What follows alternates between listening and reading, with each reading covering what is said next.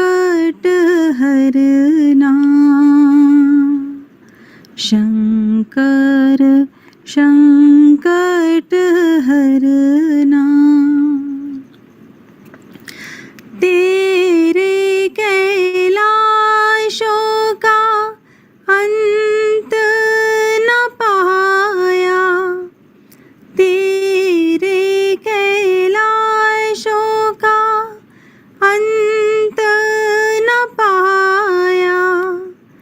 अंत बेअंत तेरी माया। ओ भोले बाबा अंत बेअंत तेरी माया। शिव कैलाशों के वासी धौलीधारों के राजा। शंकर संकट हरना। शंकर संकट हरना। बेल की पत्तियां भांग धतूरा।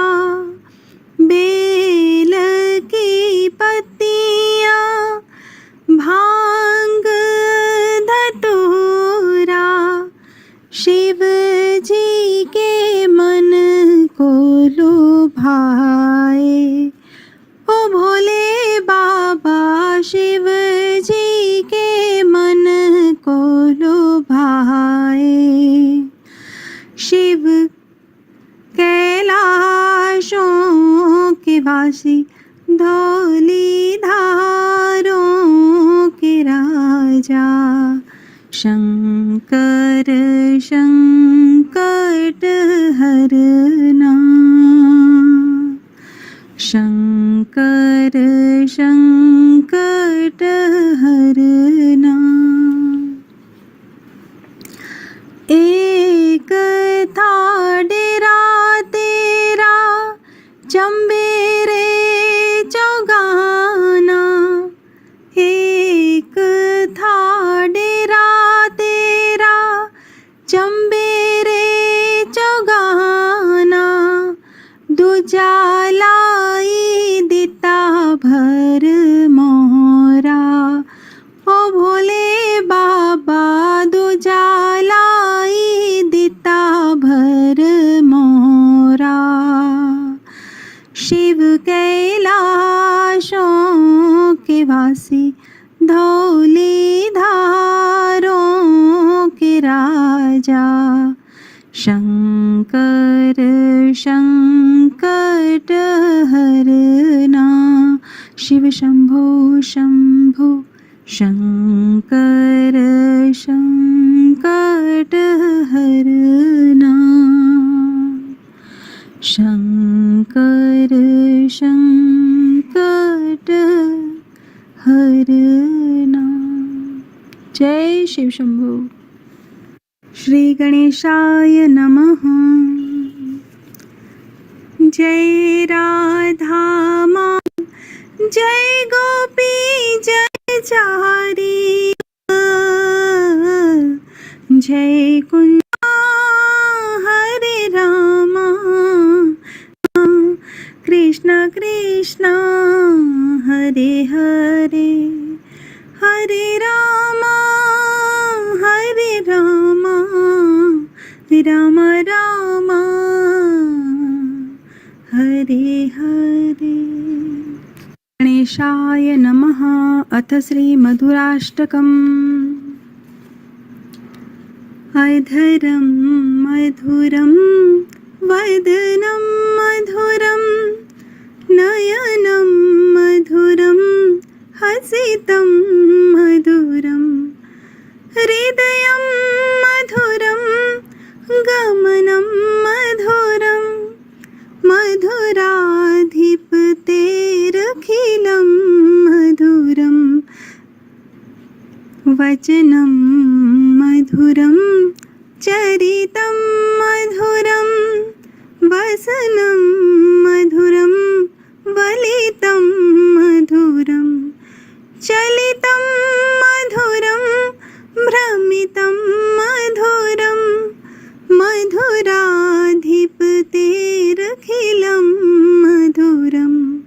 वेणुर्मधुरो रेणुर्मधुरः पाणिमधुरः पादो मधुरो नृत्यं मधुरं सख्यं मधुरं मधुराधिपतेरखिलं मधुरं गीतं मधुरं पीतं मधुरं भुक्तं मधुरं सुप्तं मधुरं रूपं मधुरं तिलकं मधुरं मधुराधिपतेरखिलं मधुरं कर्णं मधुरं तरणं मधुरं हरणं मधुरं रमणं मधुरं वमितं मधुरं शमितं मधुरं मधुराधिपतेरखिलं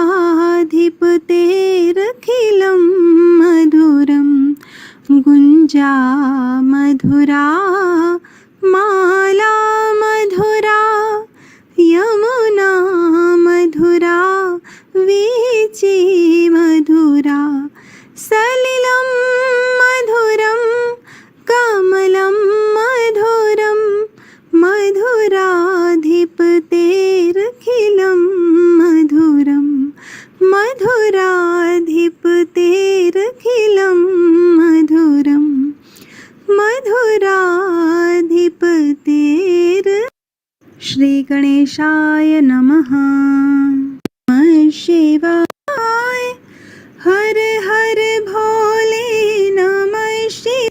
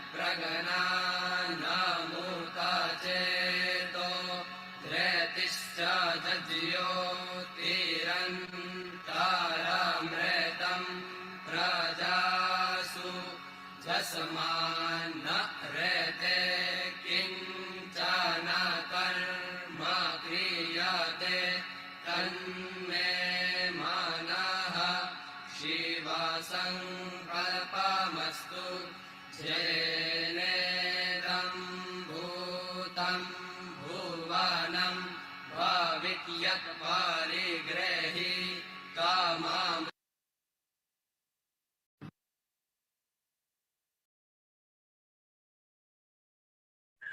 ओम स्वस्ति श्री गणेशाय नमः।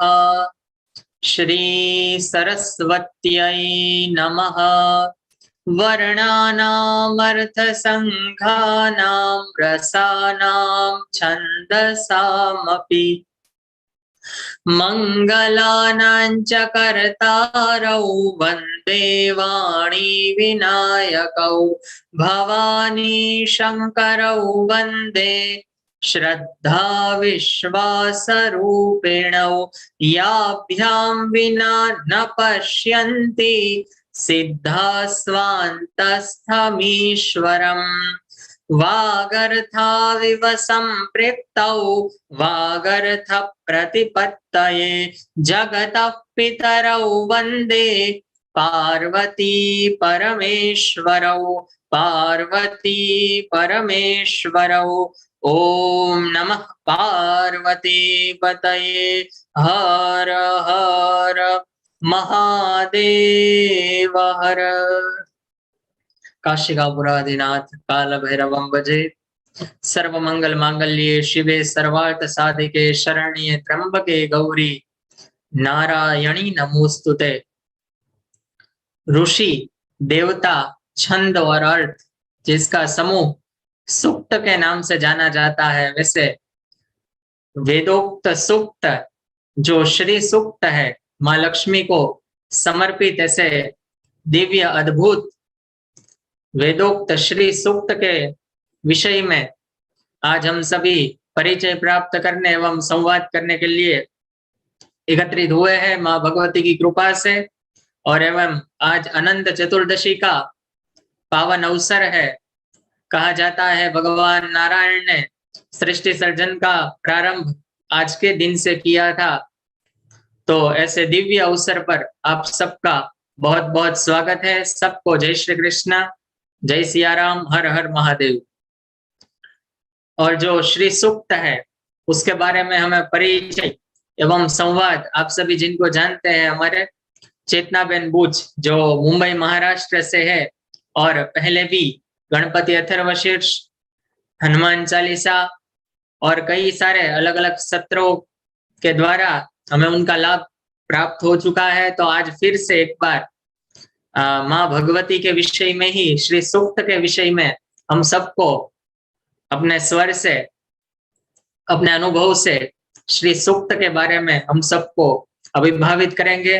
मैं विनती करूंगा चेतना बहन से कि आप आइए और हम सबको अभिभावित करें।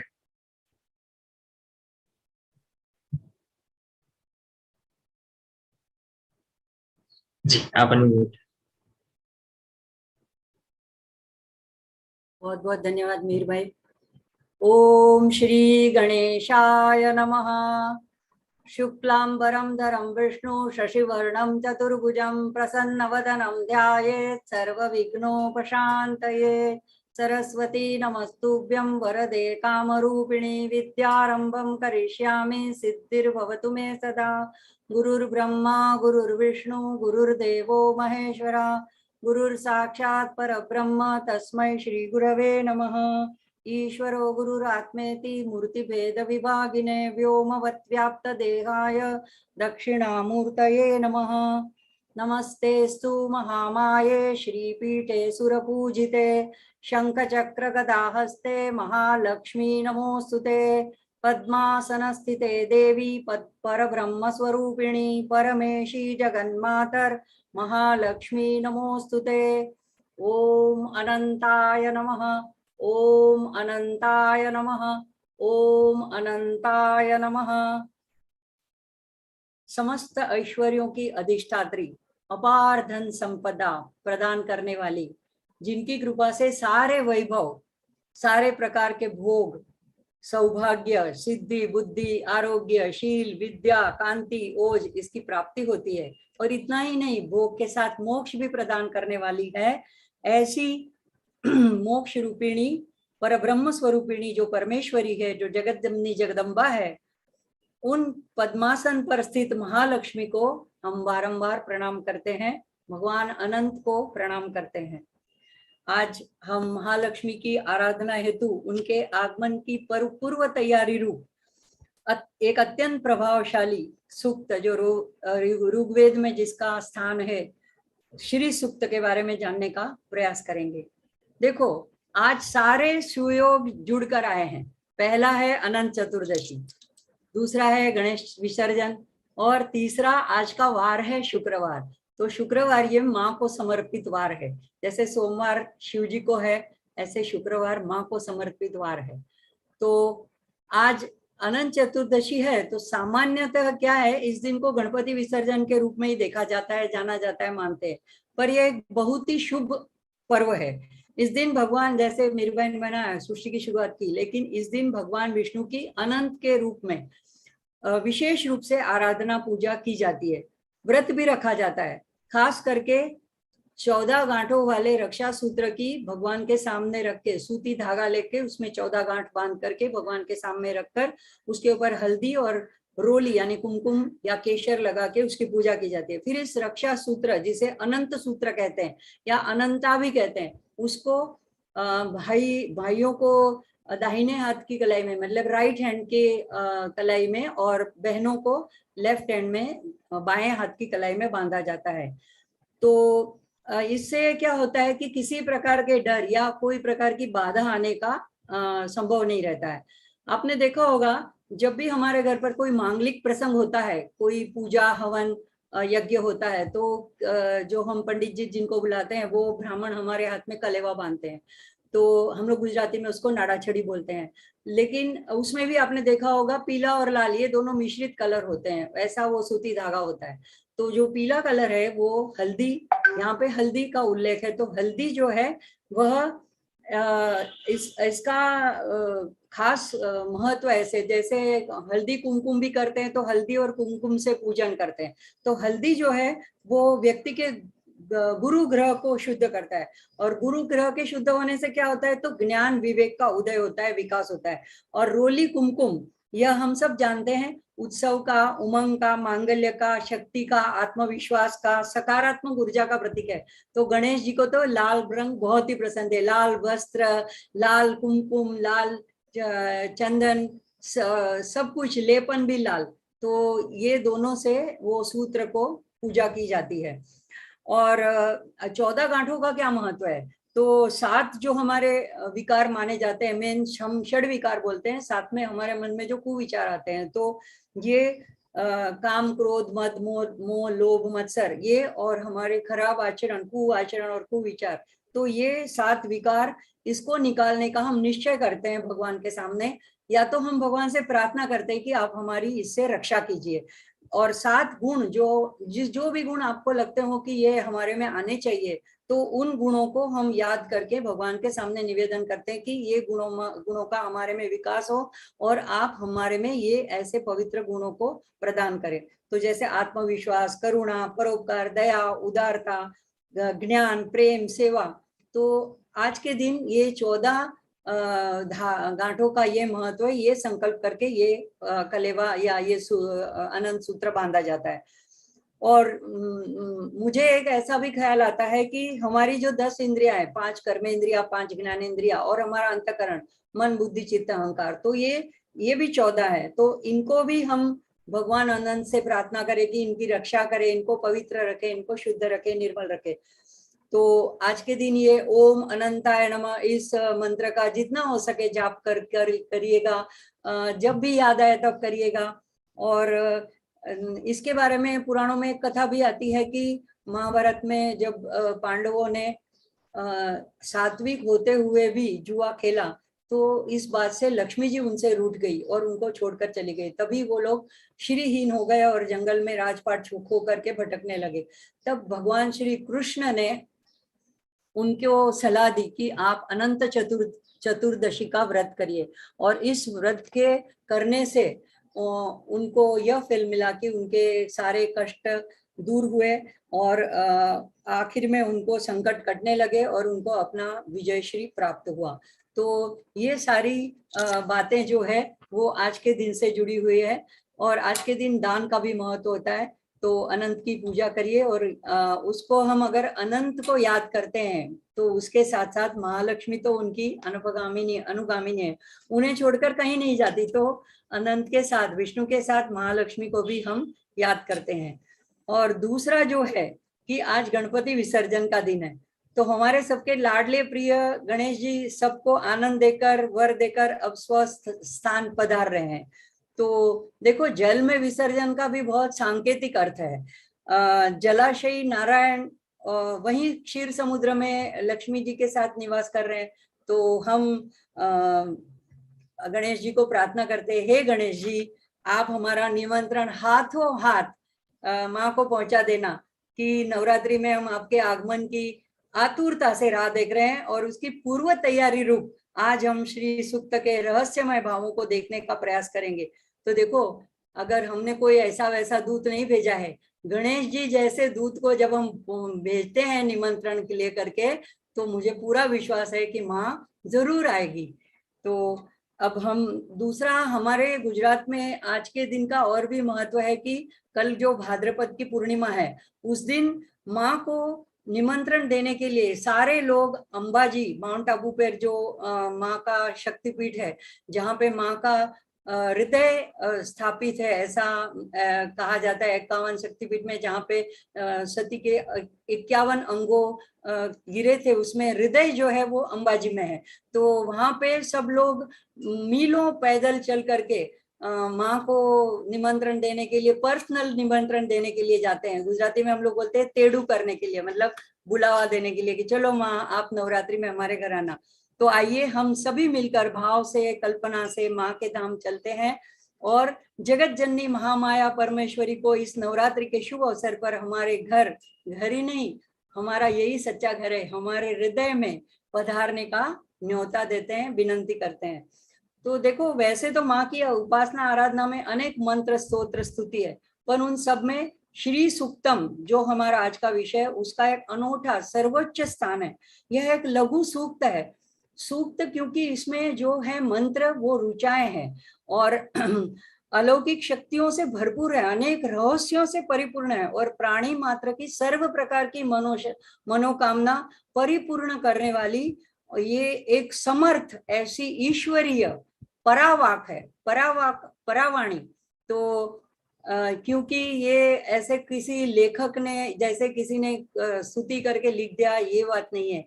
ये मंत्र दृष्टा ऋषियों ने, आनंद और करदम, इन्होंने ये इसकी साधना में, ध्यान में इनको देखा है, तो वो मंत्र दृष्टा ऋषि है और इसका स्थान है ऋग्वेद में 5वें मंडल के परिशिष्ट में। तो इसको खिल सूक्त भी कहते हैं।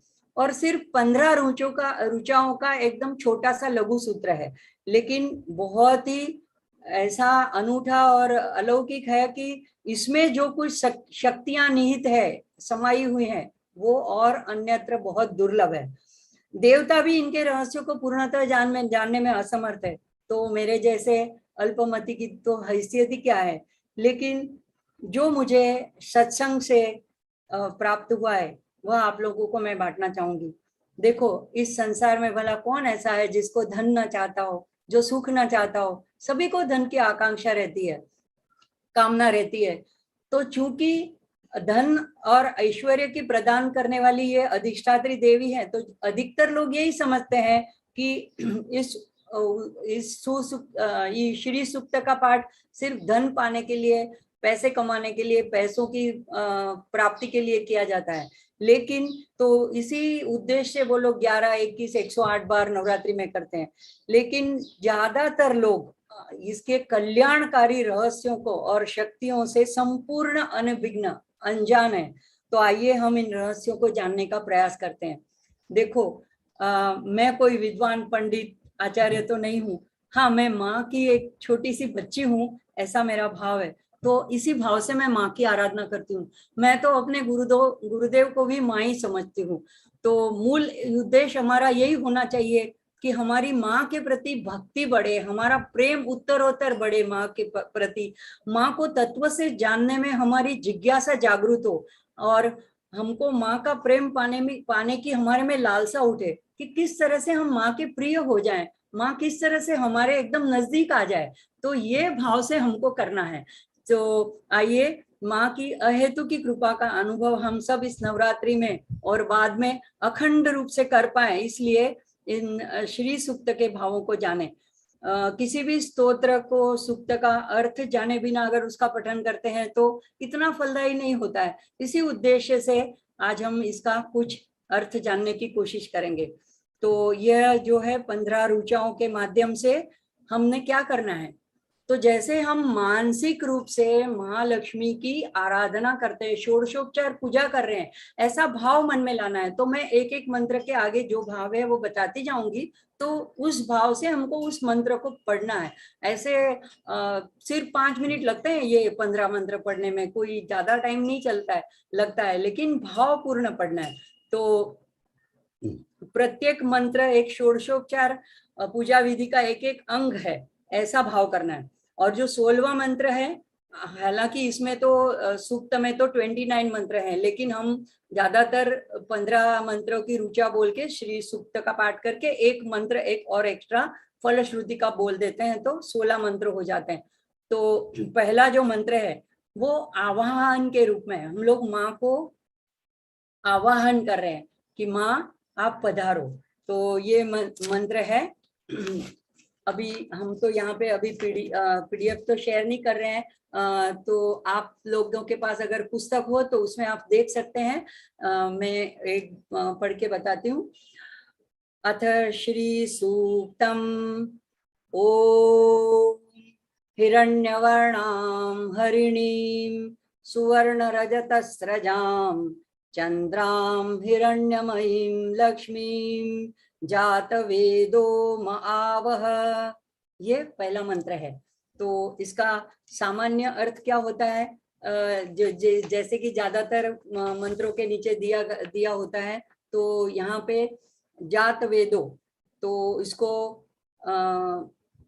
उद्देश्य करके ऋषि कहते हैं कि हे जातवेदा यानी अग्निदेव, अग्नि का एक नाम जातवेद भी है। आप सुवर्ण के समान रंग वाली, ऐसे वर्ण वाली, किंचित हरित वर्ण, हल्दी का जैसा रंग, मतलब पीला, और सोने चांदी के हार जिन्होंने पहने, ऐसी पहनने वाली, चंद्रवत प्रसन्न कांति वाली। चंद्रमा को हम पूर्णिमा का चंद्र, आज 14 है, कल आप पूर्णिमा का चंद्र अगर बादल नहीं हुए तो देख पाएंगे। तो ऐसी प्रसन्न कांति वाली स्वर्णमयी लक्ष्मी देवी का मेरे लिए आह्वान करें। तो देखो वेदों में इंद्र ये सूरों के राजा है, लेकिन उसके बाद जो प्रमुख देवता है वो अग्निदेव है। तो हम जब हवन करते हैं तो अग्नि में जो सारी आहुतियां देती है तो वो मीडिएटर है, वो ले जाके के हमारी आहुतियां अलग अलग देवताओं जिनका नाम से हम आहुति देते हैं उन तक पहुंचा देते हैं। तो यहाँ पे उनको हम उद्देश्य करके बोलते हैं कि हमारी ये जो हमारे लिए आप लक्ष्मी देवी को आह्वान करके ले आए। तो अब ये इसका हुआ सामान्य अर्थ। अब इसका गहरा अर्थ क्या है, यहाँ पर जो सर्वज्ञ जात वेदो इसको बोलते हैं जो सर्वज्ञ है। तो यहाँ पे अग्नि के उस रूप को हम पुकारते हैं, बुलाते हैं कि जो सर्वज्ञ है उसको संबोधित किया है और हमारे पास हमको ले आए। तो कौन है ये जातवेद? यह कोई बाहर का अग्नि नहीं है, यह ज्ञान ज्योति रूप अग्नि हमारे ही अंदर है, हमारे आज्ञा चक्र में वह ज्योति के रूप में है। तो उसे जागृत करना है, पहले हमें उसको इन्वोक करना है। और यह अग्नि अनेक रूपों में प्रकट होती है। देखो हमारे पाचन कार्य में जो मदद करने वाली है, जो हमारा पाचन कार्य करती है, उस अग्नि को हम कहते हैं जठराग्नि। और भी अग्नि होती है, दावानल होता है, वड़वानल होता है, तो ये भी सारे अग्नि है। तो यहाँ पे जो सर्वज्ञ है, जो भूत भविष्य वर्तमान सब जानता है, ऐसा जो अग्निदेव है उसको ये हम प्रार्थना कर रहे हैं। तो हे ये अग्नि, शुभ लक्ष्मी को मेरे लिए ले आइए। ये एक आह्वान है माँ को। गीता में भी देखो ज्ञान को अग्नि की उपमा दी है, ज्ञानाग्नि सर्व कर्माणि भस्मसात कुरुते तथा। अब यह लक्ष्मी के स्वरूप पर, तत्व पर हमें ध्यान करना है, ये इसका रहस्य है। ऐसे ही मंत्र बोल लेना ये फल देता है, लेकिन इतना फल नहीं देता है गहरा, अगर हम उसको अर्थ समझ के करें। तो हिरण्य वर्णम, ये पहला अक्षर है। ही शब्द से हनन का अर्थ होता है। तो सप्तशती में भी आता है कि यह ज्योतिर्मय महालक्ष्मी, दूसरा जो माँ का चरित्र है उसमें महिषासुर का मर्दन करती है। तो ऐसी शक्ति को मैं आह्वान करती हूँ जो मेरे भीतर छुपे विकार रूप शत्रुओं का हनन करे, संहार करे, नाश करे। तो जब हम हिरण्यमयी बोले, हिरण्य वर्णम, तो हमारे मन में ये भाव आना चाहिए कि ये हिरण्यमयी हनन करने वाली महालक्ष्मी है जो मेरे विकारों का संहार करे। दूसरा एक है कि जब हम ध्यान करते हैं तो उपासना में जो हमारे अंदर शक्ति छिपी हुई है, शक्ति रूप में भी हमारे अंदर सब कुछ, जो कुछ ब्रह्मांड में है वो सब पिंड में, यथा पिंडे तथा ब्रह्मांडे। तो हमारे अंदर सारे देवी देवता अधिष्ठित है। तो ये शक्ति भी हमारे अंदर है वो, लेकिन हमको उसको जागृत करना है, हमको उसको अपने लिए अवेलेबल कराना है। तो उस मूलाधार में से वो उठकर जब अनाहत चक्र में प्रवेश करती है तो करोड़ों सूर्यों के, चंद्रमा के प्रकाश के समान वो दिव्य वर्ण वाली होती है, और इसी से उसको वर्णाम भी कहा है। तो इसको ऐसे समझे, अगर हम विकारों, भोग विलास या काम वासना में घिरे हैं तो शक्ति मूलाधार में ही है। मूलाधार और स्वादिष्ठान ये हमारे नीचे के चक्र हैं। तो ज्यादातर हम पूरा हमारा जीवन सुख भोग पाने में या उसकी लालसा करने में, कामना करने में ही चला जाता है। तो ये दो चक्र हमारे तभी एक्टिवेट होते हैं। लेकिन अगर कभी कभी ऐसा भी होता है कि हमारे में सात्विक भाव बढ़ता है तो हमको अच्छे उन भावों का प्रादुर्भाव होता है, तो हम निस्वार्थ भाव से किसी से सेवा करते हैं, किसी के दुख से द्रवित हो जाते हैं, किसी की मदद करते हैं। तो ये हमारे हृदय में अनाहत चक्र में आई हुई लक्ष्मी का प्रभाव है। पर यह भाव साधना के अभाव में हमेशा टिकता नहीं है। तो शक्ति फिर से नीचे की तरफ मूलाधार में स्थित रह जाती है और वहां पे वो सुषुप्त रहती है। यही रहस्य है कि हमें अपनी शक्ति से जो साध्य नहीं है उसके लिए माँ की मदद लेनी है, और उनके प्रकाश, ओज, तेज, उससे हृदय में से हमारा अंधेरा, अज्ञान मिट जाएगा। तो सिर्फ तेज पे ध्यान करने से, उसके ऑरा पे ध्यान करने से ही हमारे पाप कट जाते हैं। और एक अर्थ ऐसा है कि हमारे वर्णमाला के अ से लेकर क्ष, ये जो अक्षर हैं, ये सब अक्षर मातृकाएं हैं। तो यह परावाक रूपिणी लक्ष्मी है। जब ये परा, पश्यंती, मध्यमा यानी कि मणिपुर, अनाहत, इन चक्रों से गुजरती हुई, इनको लांघ कर जब वैखरी रूप से बाहर आती है, हम प्रकट होती है, तब उन चक्रों में रहने वाले शब्द वर्णों को उत्पन्न करने वाली है। चक्रों में रहने वाले वर्ण उत्पन्न होते हैं वहां पे घर्षण की वजह से, तभी वो वाक के रूप में बाहर आते हैं। तो यानी जहां से गुजरती है तो एक ध्वनि, साउंड उत्पन्न होता है, उसी को वर्णमाला के अक्षरों से दर्शाए। कोई वहां पे ऐसा लिखा हुआ या प्रिंट किया हुआ अक्षर नहीं है, क यहाँ पे ह है, क्ष है, लेकिन वैसा साउंड आता है। जैसे हम क बोलते हैं तो जो उच्चारण में जो साउंड होता है वो साउंड वहां से प्रकट होता है। तो ये प्रकट करने वाली है, इसलिए वर्ण, इसलिए भी उसको वर्णा कहा गया है। तो और शब्द ब्रह्म है, प्रकाश रूप है, ज्ञान रूप है, अग्नि रूप है। तो हर एक वर्ण मंत्र रूप है। हालांकि ऋषि मुनियों ने इसके लिए कोई कोई चीज अक्षरों को मंत्र रूप में चुना है। जैसे गणपति को अगर हम आह्वान करना है तो गम बोलते हैं, जैसे खम आकाश के लिए है, ऐसे वम, वरुणेन, द्रम, द्राम, ऐसे सभी वर्ण एक एक देवी देवताओं को समर्पित है। उनको ये उद्दीप्त करते हैं, उन शक्तियों को जागृत करते हैं। तो यहाँ पे लक्ष्मी के रंग, आभा और उसके तेज, उनका जो ओरा है उस पे हम ध्यान केंद्रित करना है। तो लक्ष्मी जी कैसी है? स्वर्णमयी है। उस आभा पर हम ध्यान केंद्रित, मात्र ध्यान करने मात्र से ही हमारे पाप नष्ट हो जाएंगे। तो ये पापों को जला देती है। और अगर हम सतत निरंतर ध्यान करें, कोई कहेगा कि चलो मैं कुछ भी पाप करूं और श्री सूक्तम का पाठ कर लूं, ऐसी बात नहीं है। अगर हम निरंतर पाठ करते हैं तो हमारे में ये पाप करने की वृत्ति ही चली जाती है। हमको ऐसा ख्याल ही नहीं आता है कि हम किसी की हिंसा करें, पाप करें, चोरी करें। तो ऐसा सुवर्ण वर्ण। और एक इसका अर्थ ये भी है कि प्रातःकालीन सूर्य होता है, जब सूर्य उदित होता है तो उसकी भी आभा ऐसी सुवर्णमयी होती है। तो उगते सूर्य का भी हमको इससे इंगित करते हैं ऋषि। तो यह जो आभा वर्ण है हमें सूर्य के साथ जोड़ता है। तो सूर्य हमारी बुद्धि के देवता है और जीवन दाता भी है। सूर्य ना हो तो हम पृथ्वी के ऊपर जीवन ही ना हो।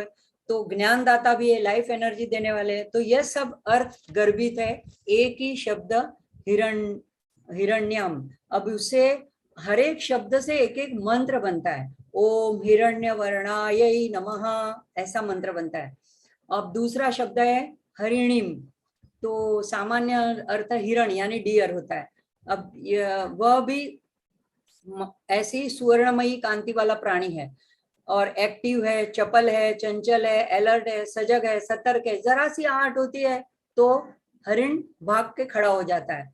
तो ऐसी हम इस शब्द से हमको क्या समझना है, माँ से क्या मांगना है कि ऐसी सतर्कता, सजगता हमें भी दो माँ, जिससे हम हमारे भीतर की परमात्मा की आवाज सुन पाए।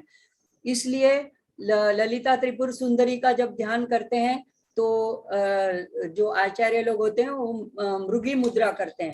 मृगी मुद्रा किसको कहते हैं? ऐसे दो मृग जैसी मुद्रा। और इस मुद्रा से सहस्त्रार पे हाथ रख करके ध्यान का मंत्र बोलते हैं। तो एक यह भी उसका अर्थ है कि ऐसे माँ आप हमको ऐसा बल दो, ऐसा हमको पावर मुझ में भी आए कि हृदय से जो ध्वनि उठती है वो मुझे सुनाई पड़े और मैं सतर्क और जागरूक रहूं। देखो हम इतने छोटे समय में पूरे श्री सूक्तम का तो अर्थ नहीं देख पाएंगे, तो आज हम सिर्फ उसके 8 श्लोकों का अर्थ देखेंगे। आगे के हम दूसरे सत्र में देखेंगे। तो दूसरा हरिणीम का दूसरा अर्थ है हरण करने वाली। तो लक्ष्मी आप भक्तों के पापों का हरण करने वाली हो। तो इस एक शब्द का भी एक मंत्र बन जाता है। देखो ओम हरिण्यै नमः पहला था, हिरण्य वर्णायै नमः और हरिण्यै नमः। तो जिस योगी को जिस वस्तु की कामना होती है वही मंत्र से वो जाप करता है, वही चीज वो पा लेता है। आगे है सुवर्ण रजत स्रजाम। यहाँ पर 2 धातुओं की बात है। आगे जो थी वो आभा की बात थी, ओरा की बात थी। यहाँ पे है धातु की बात है। तो सुवर्ण और रजत यानी चांदी। तो हमारी आर्थिक व्यवस्था की भी ज्यादातर इन्हीं 2 धातुओं के कीमत मूल्य इसके उतार चढ़ाव पर। देखो स्टॉक एक्सचेंज में कुछ गड़बड़ होती है तो सोने के और चांदी के भाव में या तो गर्माहट आती है तो गिरावट आती है। तो ये दोनों धातुएं शुभ मानी जाती है। अगर हम एक 500 रुपए की नोट समझे और उसके सामने एक उतने ही कीमत का चांदी का सिक्का समझे तो ज्यादा शुभ चांदी के कॉइन को ही माना जाता है। तो खास अच्छे दिनों के मुहूर्त में भी इन 2 धातुओं को खरीदते हैं, घर में लाते हैं तो लक्ष्मी की वृद्धि होती है, ऐसा माना जाता है। पूजा वगैरह में भी चांदी सोने के बर्तन लोग रख पाते हैं तो रखते हैं, या तो मंदिरों में होते हैं तो कलश वगैरह चांदी का होता है तो उसका भी उपयोग होता है ये दोनों धातुओं के द्वारा। तो ये दोनों धातुएं किसको इंगित करती है, किसका निर्देश करती है? तो सोना जो है वो सूर्य को इंगित करता है और जो चांदी है वो चंद्र को इंगित करते हैं। तो स्वर्ण को सूर्य से जोड़ा है और रजत को चंद्र से जोड़ा है, उसका अनुसंधान हमें करना है। तो सूर्य की कांति कैसी है? स्वर्णमयी। और चंद्र की आभा कैसी है? शीतल, शुभ्र, आह्लादिनी। तो ये दोनों एनर्जी के सुहाग गुड कंडक्टर है। तो तभी शरीर के खास अंगों पर भी गहने के रूप से भी पहने जाते हैं और तो इसी से इसका शुभ प्रभाव भी होता है हमारे शरीर की ग्रंथियों के ऊपर। तो सूर्य जो है वो हमारे को बुद्धि ज्ञान प्रदान करने वाला देवता है। चंद्र मन का देवता है, मन को संयमन करता है। तो यहाँ बुद्धि और मन यानी हमारे अंदर के सूर्य और चंद्र दोनों को एक्टिव उद्दीप्त करने की बात है। यह रहस्य है। तो मुझे इतना ज्ञान हो कि सिर्फ ज्ञान ही मुझे मिले, इतना ही अगर काफी है तो काफी है क्या? अगर ज्ञान हो बहुत लेकिन हमको मन पे कंट्रोल रखना ना होता, इंद्रियों पे संयम रखना ना आता हो तो वो ज्ञान हमको गलत रास्ते पे भी ले जा सकता है। तो दोनों की जरूरत है, ज्ञान की भी जरूरत है और साथ में साथ इंद्रियों का नियमन कंट्रोल की भी जरूरत है। तो सूर्य चंद्र दोनों की आवश्यकता है। इसलिए जब हम सुवर्णमय रंग आभा का ध्यान करते हैं तो शुद्ध ज्ञान जीवन शक्ति प्राप्त होती है। और ऐसे जब शुभ्र सफेद पवित्र रंग की आभा का ध्यान करते हैं तो मन शांत होता है, मन पर संयम प्राप्त होता है, मन में करुणा का भाव जगता है। तो ऐसी स्वर्णमयी रजतमयी आभा का ध्यान करना है। और माँ ने ऐसी स्वर्ण रजत की मालाएं पहन रखी है। तो आगे आगे कहते हैं चंद्राम हिरण्यमयीम लक्ष्मीम। चंद्राम यानी आप हे लक्ष्मी भक्तों को शरणागत के चित्त को चंद्र के समान शीतलता शांति करुणा आनंद आह्लाद ये देने वाली हो। तो ऐसी चंद्राम लक्ष्मी का मैं आह्वान करता हूँ। जात वेदो आप जाकर के ऐसी लक्ष्मी को मेरे पास ले आओ। हिरण्यमयीम आगे था हिरण्य वर्णम, यहाँ पे है हिरण्यमयीम, यहाँ पे पूरी हिरण्यमयी हो गई है। तो यानी कि अग्नि का चैतन्य का द्योतक बन गई है।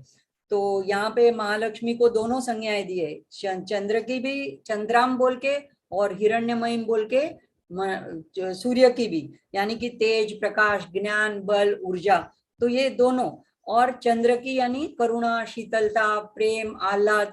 तो ये दोनों उपमाएं माँ को दे। तो माँ दोनों एक साथ में है। कैसे हम सप्तशती में भी देखते हैं, जब महिषासुर का वध होता है सेकंड चरित्र में, तो वहां पे एक श्लोक आता है कि हे माँ आप ऐसे हो कि आपको एक हुंकार मात्र से भी सब प्राणियों का संहार कर सकते हो, असुरों का संहार कर सकते हो, फिर भी आप अपने दिव्य अस्त्र शस्त्र फेंक कर क्यों मारते हो? तो इसलिए कि माँ उनको अपने शस्त्रों से स्पर्श करती है तो उनका भी मोक्ष हो जाता है। तो इतनी करुणामयी है कि इतने असुर है। तो एक तरफ तो वो लगती है कि घोर रूपा है, लेकिन कठोर है क्रूर है, लेकिन दूसरे ही जगह में वो मन में इतनी दया करुणा से आर्द्र भरी हुई है कि उनका भी मोक्ष हो, उनका भी उद्धार हो। इसलिए दिव्य अस्त्र शस्त्र से उनका संहार करती है और उनको भी स्वर्ग प्रदान करती है। तो कई कई जगह पे तो महिष का भी तो पूजन किया जाता है, वैष्णो देवी में भी किया जाता है। तो ऐसे जब हम सुवर्णमयी का ध्यान करो तो अपने आप में ज्ञान का प्रकाश अंगों में प्रवाहित हो रहा है, ऐसा भाव करो कि हमारे अंगों में से ऐसा ही माँ का तेजोमय ज्ञानमय प्रवाह हमारे में प्रवाहित हो रहा है। और जब हम चंद्रमयी शीतल आभा का ध्यान करते हैं तो हमारे में करुणा का शांत प्रवाह बह रहा है, हम प्रेम से सरोवर हो रहे हैं, हम ऐसा महसूस करें। दोनों ही जरूरी है हमारे जीवन में। तो हे जातवेद अग्निदेव ऐसी लक्ष्मी को मेरे लिए लाओ, यानी मुझे ऐसी लक्ष्मी प्राप्त हो। पर ये जो आह्वान करते हैं ना, वह लक्ष्मी है कहाँ? कहीं दूर आकाश में, ऊपर स्वर्ग में, क्षीर सागर में नहीं। अगर वहां पे है वो सर्वव्यापक है। लेकिन हम ऐसी लक्ष्मी का आह्वान नहीं कर रहे हैं, हम ऐसी लक्ष्मी का आह्वान कर रहे हैं कि जो मेरे भीतर ही है, वो सुषुप्त है, अभी सुप्त है। तो उसे मुझे जागृत करना है, एक्टिवेट करना है, इन्वोक करना है, मुझे उसको अवेलेबल करना है। तो मुझे उसके अभिमुख होना है। तो मुझे बहिर्मुख से अंतर्मुख होना है। यह श्री सूक्त हमें अंदर की यात्रा पे ले जाता है। मुझे यह शक्ति प्राप्त हो कि मैं जान पाऊं कि वह लक्ष्मी मुझ में ही है। मुझे इस तरह न और मैं अगर इस तरह न जान पाऊं तो यही मेरे में अलक्ष्मी है। लक्ष्मी यही रूप है कि मैं जान पाऊं, मुझे ज्ञान हो, और अलक्ष्मी भी मेरे में ही है, वो यह है कि अज्ञान के रूप में है। तो यही उसका अंदर। और इसमें से और भी दो मंत्र बनते हैं, ओम सुवर्ण रजस्रे सृजे नमः, ओम रजत सृजे नमः। तो जिनको जिस चीज की कामना हो वैसे हर एक मंत्र में से एक एक छोटे अक्षर में से एक एक मंत्र, तो पूरा मंत्रमय है ये। दूसरा मंत्र है पद्मास ताम आवह जातवेदो लक्ष्मी मनपगामिनी यस्याम हिरण्यम विंदेयम गामश्वम पुरुषानहम। देखो, मेरा उद्देश्य इतना ही है कि अगर आपको इसमें भाव प्रकट हुए तो आप भी इसको अगर ना बोल पाए तो YouTube में सुनकर भी नवरात्रि के समय इसका पठन कर सके। तो इसलिए हम अभी स्क्रीन तो शेयर नहीं कर रहे हैं, लेकिन मैं उसका भाव आपको बता रही हूँ। तो इसका सेकंड जो पहला आह्वान था, तो दूसरा है कि अभी माँ जब आती है तो हम उसको आसन प्रदान कर रहे हैं। तो यहाँ पे इसका सामान्य अर्थ क्या है कि हम जात वेदों को अग्नि को फिर से कहते हैं, हे अग्नि, उन लक्ष्मी देवी का जिनका कभी विनाश नहीं होता। अच्छा, हम ये तो नहीं चाहेंगे कि आज लक्ष्मी आए और कल चली जाए, तो हम ऐसी लक्ष्मी चाहते हैं जो निरंतर रहे, तो जिसका कभी विनाश नहीं होता तथा जिसके आगमन से स्वर्ण, घोड़े, गौ तथा पुत्रादि प्राप्त करूंगा, उसको मेरे लिए आह्वान करें। अभी किसी को इस जमाने में ऐसे लगेगा कि पहले ऋषियों ने बोला कि गाय घोड़े तो ठीक है, अभी क्यों है ये मंत्र हम चैंट करेंगे, तो इससे अभी हमको क्या, आज रोज पठन करेंगे, रोज गाय और रोज अश्व आएंगे तो हम रखेंगे कहाँ? तो ये बात नहीं है, इसका गर्भित अर्थ है। तो आगे के मंत्र में जो बताए गए हैं, ऐसे शील गुणों से संपन्न लक्ष्मी को आप मेरे लिए लाओ, और जो कभी मुझे छोड़कर ना जाए, अनपगामिनी मतलब वापस उल्टे पांव वापस ना चली जाए, उसको स्थापित करो। और जिस श्री में वेदों में जो कुछ बताए हैं फल, तो वो सब जो शक्तियां हैं उसके प्रभाव से मैं क्या प्राप्त करूं, तो 4 चीजें मैं प्राप्त करूं, इसकी बात ऋषि करते हैं। कौन सी 4 चीजें? पहले हिरण्यम यानी सोना, दूसरा गौ यानी गाय, तीसरा अश्व, और पुरुषाननम मतलब सेवक, नौकर चाकर, बंधु आदि। तो अब इसका एक एक कार्य देखेंगे। हिरण्य धातुओं में स्वर्ण सबसे श्रेष्ठ है, तो ऐसा ही मेरा जीवात्मा का चरित्र भी सर्वश्रेष्ठ हो, आदर्श रूप हो, पवित्र हो, सुवर्ण जैसा हो। और देखो, सोने को तपाओ, अग्नि में डालो तो उसका मल जल जाता है, लेकिन सोना तो विशुद्ध होकर निखर करके बाहर आता है। और तो चाहे जितने भी संकट विपत्तियां हैं, वही हमारा तपाना है। हमको भगवान ऐसी विपत्तियों से ही तपाते हैं, तो हमारे में का जो सत्य है, हमारे अंदर का जो चैतन्य है, वो निखर के आता है। तो मुश्किलें आए, मुझे तपाए, तो भी उन सब कसौटी में मैं पार उतरूं, विशुद्ध बनूं। आपने कई संतों के जीवन में देखा होगा कि उनको संसार ने बहुत पीड़ा दी, बहुत तपाया, पर वे ऐसे 100 टच का सोना बोलते हैं, जैसे 24 कैरेट का शुद्ध सोना बन के बाहर आए। तो उसमें हमको सामने आगे नाम जो आते हैं हमारे सामने, नजरों के सामने, तो मीराबाई को भी बहुत कष्ट मिले, जहर भी पीना पड़ा। तुकाराम को भी बहुत लोगों ने कष्ट दिए, उनके अभंगों को इंद्राणी में डुबो दिया, उनको मंदिर में जाने से मना कर दिया। ज्ञानदेव महाराज और उनके भाई बहनों को भी बहुत सताया कि आप सन्यासी के पुत्र हो। और ऐसे हमारे सदगुरु श्री माइकल अभिमा, उनको भी हमारे ही समाज ने बहुत पीड़ा पहुंचाई थी, बहुत निंदा की थी। तो लेकिन फिर भी इन सब से वो लोग कभी किसी से नाराज नहीं होते हैं। उनका चरित्र आज हजारों सालों के बाद भी सुवर्ण के समान है। तो हम क्या मांगते हैं माँ से कि हम अपने में, चरित्र में मुझे भी ऐसे सर्वश्रेष्ठता प्राप्त हो। दूसरा है कि गाय, तो यह भी एक सांकेतिक रहस्यमयी भाषा है। एक तो सामान्य अर्थ हमने देखा, लेकिन दूसरा क्या है? गाय को अगर हमारे आंखों के सामने लाए तो हमारे मन में क्या भाव आते हैं? गाय हमारी पवित्र है, जो हम उसकी पूजा भी करते हैं, उसमें सब देवी देवताओं का वास है, तो ऐसी दिव्यता, करुणा का भाव जगता है। तो ऐसे गुण मुझ में आए जिसका हम रोज चिंतन करेंगे तो उसी के जैसा हम बन जाते हैं। तो अश्व, घोड़ा, घोड़ा ये स्वस्थ शरीर का, कुशलता का, चैतन्य का। हम पावर को कैसे मेजर करते हैं? Horse power. तो ये बल का प्रतीक है। तो मेरे में ये सब भी आए। देखो, हम घोड़े को याद करते हैं तो राणा प्रताप के चेतक घोड़े की याद आती है। शिवाजी महाराज को याद करते हैं तो बिना घोड़े के उनकी तो छवि अधूरी रह जाती है। तो इसलिए ये सब प्रतीक हैं। और सेवक, बंधुजन, ये भी मांगा है। तो ये क्यों? क्योंकि मैं अपने चरित्र से ऐसी उन्नत बनूं, मैं ऐसा उन्नत बनूं कि इतना मेरे में से प्रेम आए कि मेरा सारा विश्व ही मेरा बंधु बन जाए, सारे मेरे आत्मा बंधु बन जाए। तो हमारे जो गुरु थे वो कहते थे कि ऐसा कुछ नहीं है कि अगर आप श्री सूक्त नहीं पढ़ेंगे तो आपको सगे संबंधी नहीं मिलेंगे। आपने जन्म लिया है तो सगे संबंधी तो मिल ही गए। जैसे ही आपका जन्म हुआ, आपके जो अड़ोस पड़ोस में जो ले, आपको माता पिता, आपके चाचा चाची, फूफा फूफी, मासा मौसी सब मिल गए। लेकिन उसकी बात नहीं है यहाँ पे, वो नहीं मांग रहे। हम मांग रहे हैं कि ऐसा बंधुत्व में, यानी मेरा कोई शत्रु ना हो, मैं सबके साथ मेरा मित्रता पूर्ण व्यवहार हो, ऐसी बात यहाँ पे मांगी है। चारों चीजें यहाँ पे मांगी है। तो देखो, अब पैसा, सुवर्ण, घोड़ा, ये सब फॉर्म है, रूप है। और मेरे अंदर जो ज्ञानाग्नि है उसको मैं प्रदीप्त करना चाहती हूँ। तो ये किस लिए? तो हम जात वेदों को कहते हैं कि जो अरूप, जो गुणातीत, जो रूपातीत ऐसी जो लक्ष्मी है, फॉर्मलेस, वो लक्ष्मी आनंद रूपिणी है। और उसको मैं आह्वान करती हूँ, मैं उसको आह्वान करता हूँ, मुझ में ये सब गुण आए और ऐसी फॉर्मलेस लक्ष्मी देवी को, आनंद रूपिणी लक्ष्मी को भी मैं प्राप्त करूं।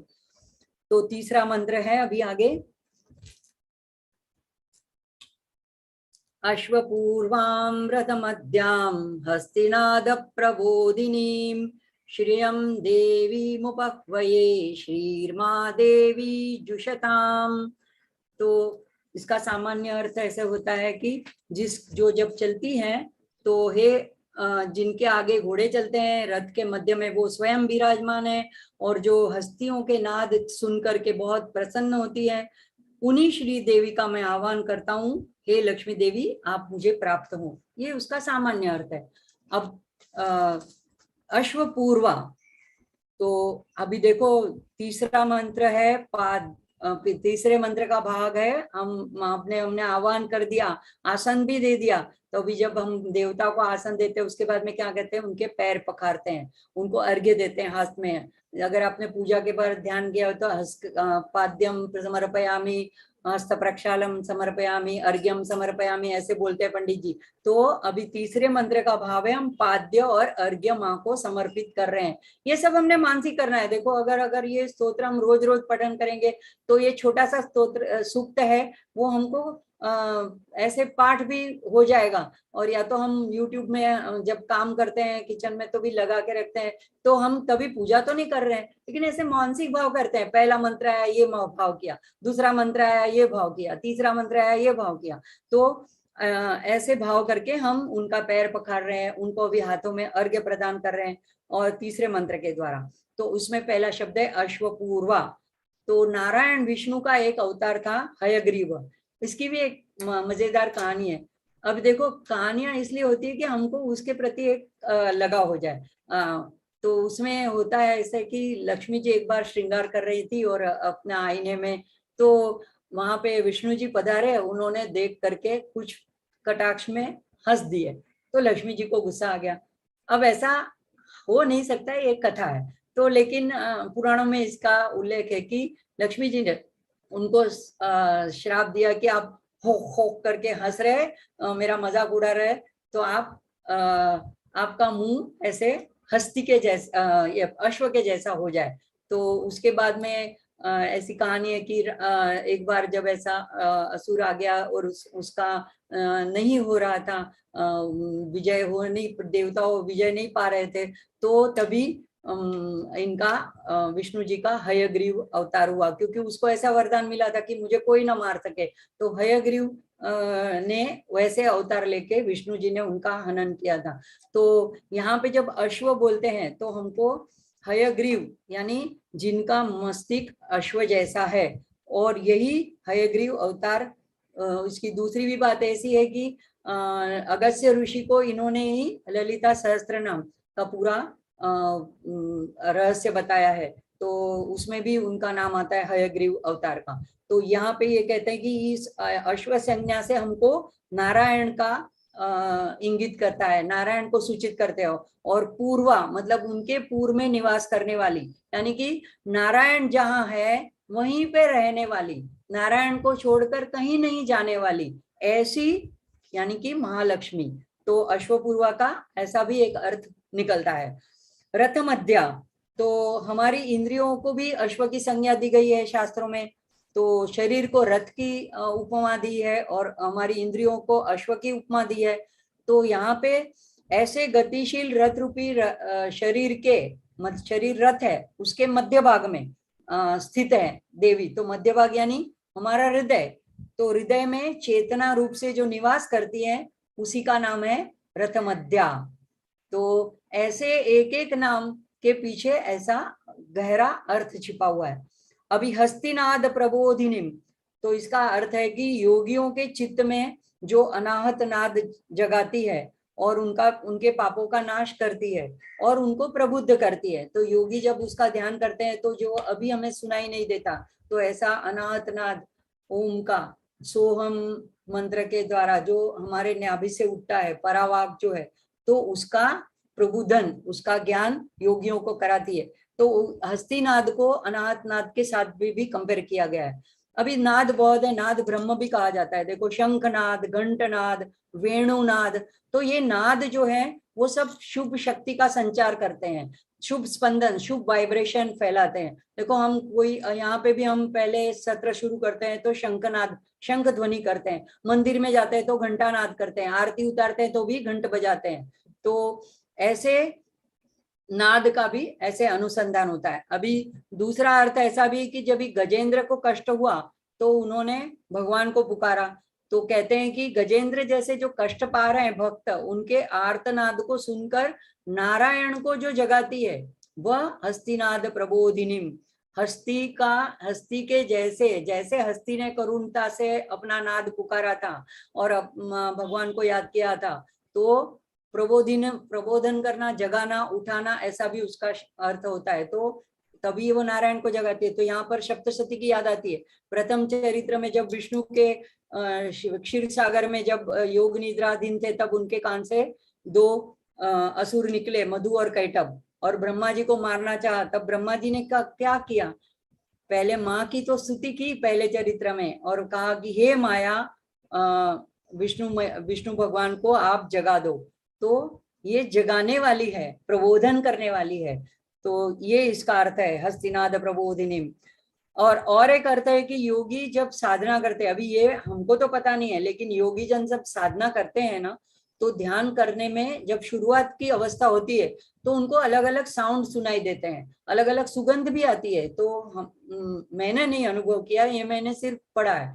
तो उसमें सबसे पहले उनको जो आरंभ काल में अश्व के हिनहिनाट, हम गुजराती में हणहणाट बोलते हैं, तो ऐसे हिनहनाट जैसी आवाज सुनाई देती है। तो वो पहले वैसी ध्वनि के रूप में आती है, उनको प्रतीति देती है कि मैं हूँ। और फिर जब उनकी साधना और आगे बढ़ती है तो मध्य नाड़ी में सुषुम्ना में रथ की घरघराहट के समान ध्वनि करती है। और उसके बाद आखिर में तो वो चिदाकाश में हस्तिनाद प्रबोधिनीम, चिदाकाश में वो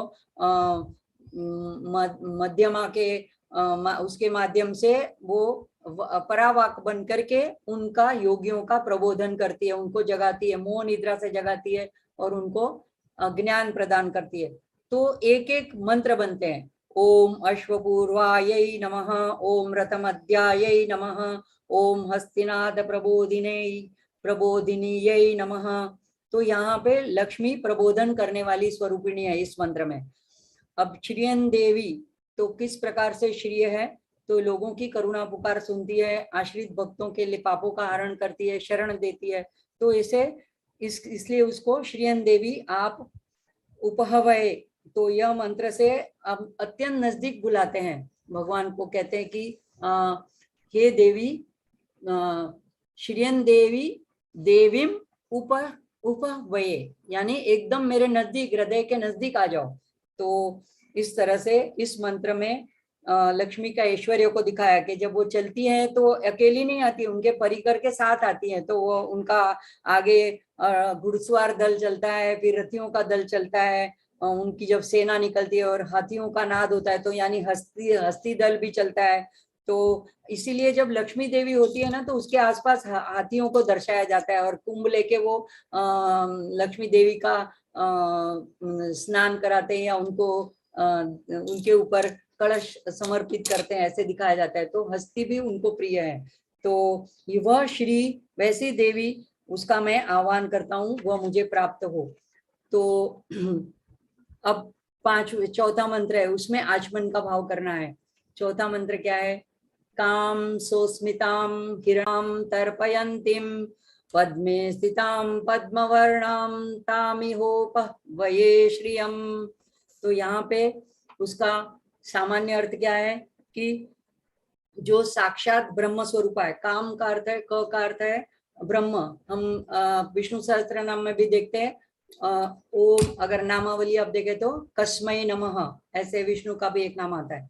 तो ऐसी साक्षात ब्रह्म स्वरूपा सोस्मिता, मंद मंद स्मित करने वाली, सोने के आवरण से आवृत, आर्द्राम मतलब दयाद्र, आर्द्र हो जाती है भक्तों को देख करके, उनकी संकट को देख करके। ज्वलंतिम तेजोमयी, तृप्ताम यानी पूर्ण काम, उनको तृप्त है, उनको और कुछ नहीं चाहिए, हमारे प्रेम के सिवा और कुछ नहीं चाहिए।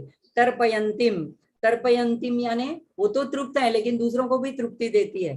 तो ऐसी पद्मे स्थिताम, जो पद्म के ऊपर बैठी है, पद्म वर्णाम, कोमल, ऐसी कोमल है, उनका वर्ण भी कमल के जैसा है, उनका मैं आह्वान करता हूँ, उनको मेरे नजदीक ले आओ। ये उसका सामान्य अर्थ है। अब यहाँ पे देखते हैं, हमने देखा कम यानी ब्रह्म, तो सास्मिता का भी एक अर्थ ऐसा होता है कि जो उत यानी ब्रह्म, तो उसका स्मित यानी ये जो ब्रह्मांड पूरा विस्तार सृष्टि, और वो हमेशा उनके साथ में रहने वाली, स उस्मिता मतलब विष्णु के साथ ही रहने वाली है, ब्रह्म के साथ ही रहने वाली है, तो उसको सोस्मिता कहते हैं। और ऐसे देखा जाए तो जिसके चेहरे पे मंद मंद मुस्कान है, वैसी सोस्मिता। हिरण्य प्राकारा, उनका रहने का भवन कैसा है? तो एकदम सोनेमय, सोने का है, सुवर्ण जैसा है। सुवर्ण की हमने आगे विशेषताएं देखी, इसलिए वहां ये उपमाएं बार बार दी जाती है। तो और एक अर्थ है कि हित करने वाली, और श्री चक्र में भी उनका वर्णन आता है पूरा, मणिद्वीप में कैसे सोने के प्रासाद में वो रहती है। आर्द्रा, तो उसका एक अर्थ ऐसा भी होता है कि द्रावण करना यानी उखाड़ करके फेंकना। तो किस चीज को उखाड़ करके फेंकती है? तो अपने शरणागत भक्तों के जो दोष हैं, समस्त दोषों को। इसीलिए हम माँ की प्रार्थना करते हैं। हमें क्यों माँ से पास कुछ नहीं चाहिए, हमें सब कुछ दिया है माँ ने, हमको इतना अच्छा शरीर दिया है, हमें भारतवर्ष में जन्म दिया है, हमें ऐसे अच्छे ग्रंथ दिए हैं, रामायण महाभारत, हमें ऐसा सत्संग दिया है, हमको गीता दी है, हमको माँ ने सब कुछ दिया है।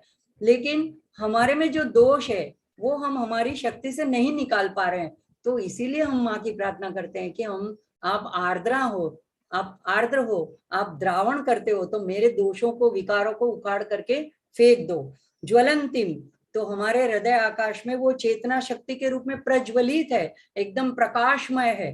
तो अभी तृप्ताम, तो भक्तों के प्रेम भाव से ही तृप्त हो जाती है। आपको क्या लगता है, एक डजन केला लेके जाएंगे, एक नारियल लेके जाएंगे, या कोई साड़ी ब्लाउज या ऐसा कुछ लेके जाएंगे तो इससे माँ बहुत खुश हो जाएगी? क्या उनके पास ये सब वस्त्रों की कमी है, ये चीजों की कमी है?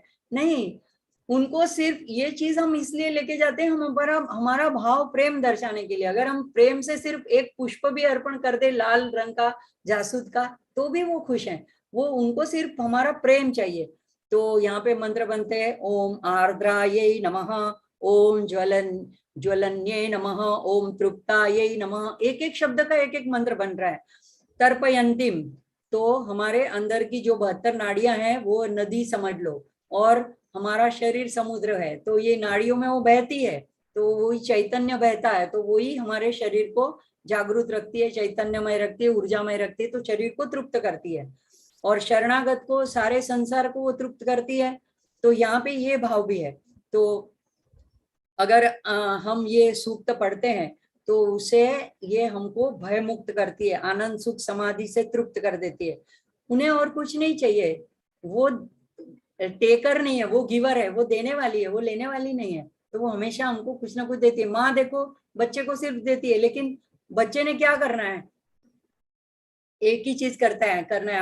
हमारे माँ कहते थे, हमारे गुरु कहते थे कि आप अगर किसी भी परिस्थिति में प्रसन्न रहो ना, आपका चेहरा खुशी से, हंसी से रहे, और आप ऐसे करके सिर्फ वंदन भी कर दो ना, तो भी माँ खुश हो जाती है। देखो माँ कब दुखी होती है, जब बच्चा दुखी हो, उदास हो, उसका चेहरा गिरा हो, वो नाराज हो, गुस्से में हो, तो माँ को भी दुख होता है कि मेरे बच्चा पीड़ा में।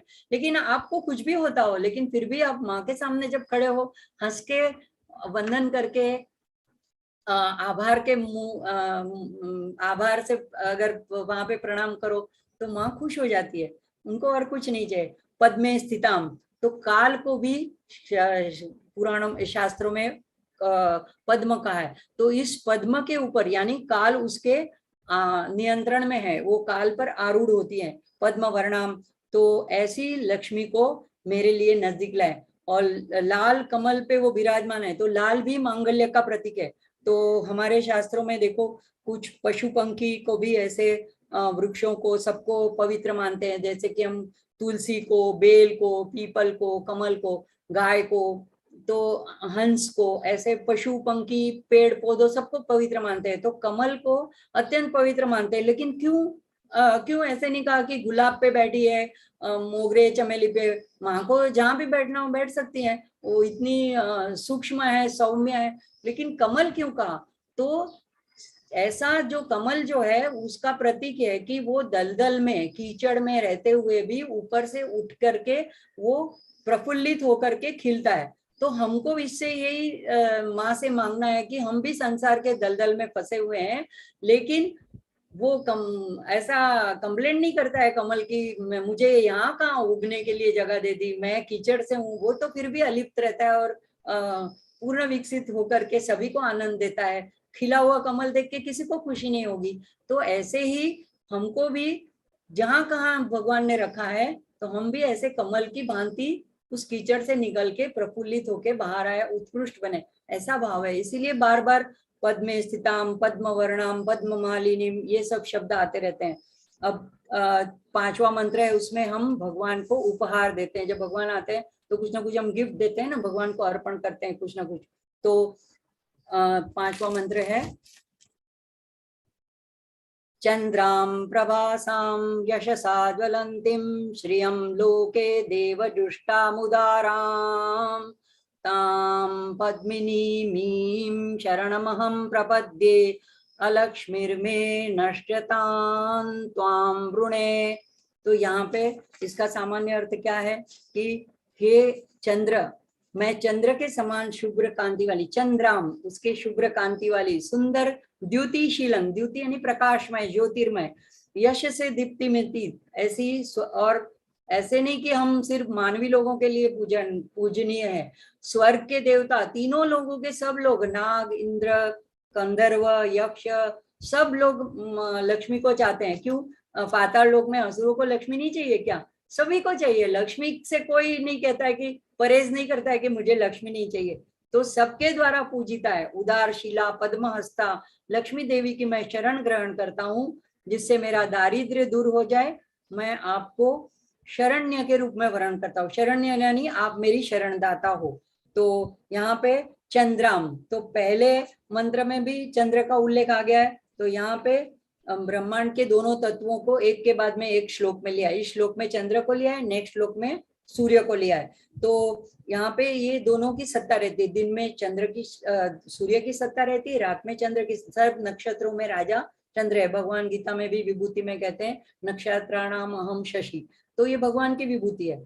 तो ये चंद्र जो है ना वो माता के समान है, वो, और सूर्य जो है वो पिता के समान है। तो यहाँ पे एक और आपकी प्रभा सूर्य के समान ज्ञानमयी चैतन्यमयी है, ऊर्जा से भरपूर है, तो दूसरी ओर आपकी चंद्र के समान प्रेममयी, करुणामयी, क्षमाशील, ऐसी भी आपकी प्रभा है। तो यशशाम, अब यश कीर्ति कैसे आएगी हमारे पास? तो जब कोई सत्कर्म करता है, अच्छा चरित्र होता है जिसका, तो उसकी जगत में कीर्ति होती है। कोई ज्यादा दान देता है तो भी उसकी ज्ञान दान, ऋषियों ने इतना ज्ञान दान दिया तो उनकी कीर्ति आज तक है। तो यहाँ पे कहते हैं कि हम अपने जीवन में, स्वभाव में, व्यक्तित्व में ऐसे ही गुणों को हम आत्मसात करें। और इसलिए हे जातवेद, इनको, माँ को हमारे नजदीक लाओ। अब हमारे नजदीक से नजदीक क्या है? हमारी सांस है। श्वास हमारे सबसे नजदीक है, तो हमारे हृदय में, हमारे सांसों में माँ बस जाए।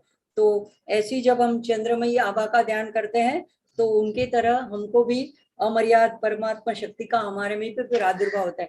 सब ये ध्यानमय मंत्र है, ऐसे सिर्फ रट्टो मार के बोल जाने वाले मंत्र नहीं है। इसको सब ध्यान करना है, माँ का ध्यान करना है। और देखो एक बार पढ़ लेते हैं, सुबह में एक बार बोल लेते हैं, लेकिन दिन भर फिर उस चीज का हमारे में निधिध्यासन चिंतन मनन होने रहना चाहिए। अगर हम सूर्य की तरफ देखें तो हमको माँ की याद आनी चाहिए, अगर हम चंद्र की तरफ देखें तो हमको माँ की याद आनी चाहिए।